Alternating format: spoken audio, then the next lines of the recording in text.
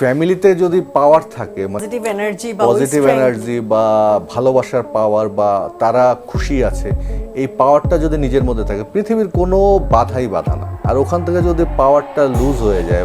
এবার বিপদের সময় পপির পক্ষ নিয়ে পপির পরিবারকে নিয়ে মুখ খুললেন আমিন খান। অবশেষে বান্ধবী পপির পাশে দাঁড়ালেন জনপ্রিয় চিত্রনায়ক আমিন খান। কি বলল আমিন খান, বিস্তারিত জানতে সম্পূর্ণ ভিডিও দেখুন। মহামারীর অবস্থা, সেই সময় পপি ফ্যামিলিকে মারধর করছে, টর্চার করছে। তো ওর মা বোন ভাই যারা আছে তারাও বেঈমান। এই জিনিসটা তো অন্যায়। তো পপির জন্য তো আমার দুঃখ হচ্ছে। এ যেন যার জন্য করলো চুরি সেই বলে চোর।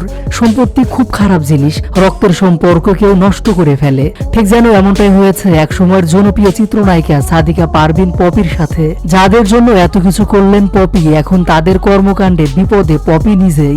পারিবারিক ভাবে ঝামেলার মধ্য থেকে বেরিয়ে হতে পারছে না পপি। এদিকে চিত্রনায়িকা পপির সাথে তার পরিবারের এমন কর্মকাণ্ড নিয়ে অনেকে পপির মা বোনদের বেঈমান বলছেন। তারই ধারাবাহিকতায় এবার পপির পারিবারিক ইস্যু নিয়ে মুখ খুললেন একসময়ের চিত্রনায়ক আমিন খান। মূলত সম্প্রতি একটি সাক্ষাৎকারে হাজির হন চিত্রনায়ক আমিন খান। দীর্ঘ সাক্ষাৎকারে আমিন খান জীবনের নানা বিষয় নিয়ে কথা বলেন। ঠিক তখন সরাসরি নাম উল্লেখ না করে বান্ধবী পপির ইস্যু টেনে নিয়ে এসে আমিন খান বলেন, ফ্যামিলি থেকে পাওয়ার নিতে পারলে পজিটিভ এনার্জি, ভালোবাসার পাওয়ার বা তারা খুশি আছে, এই পাওয়ারটা যদি নিজের মধ্যে থাকে, পৃথিবীর কোনো বাধাই বাধা না।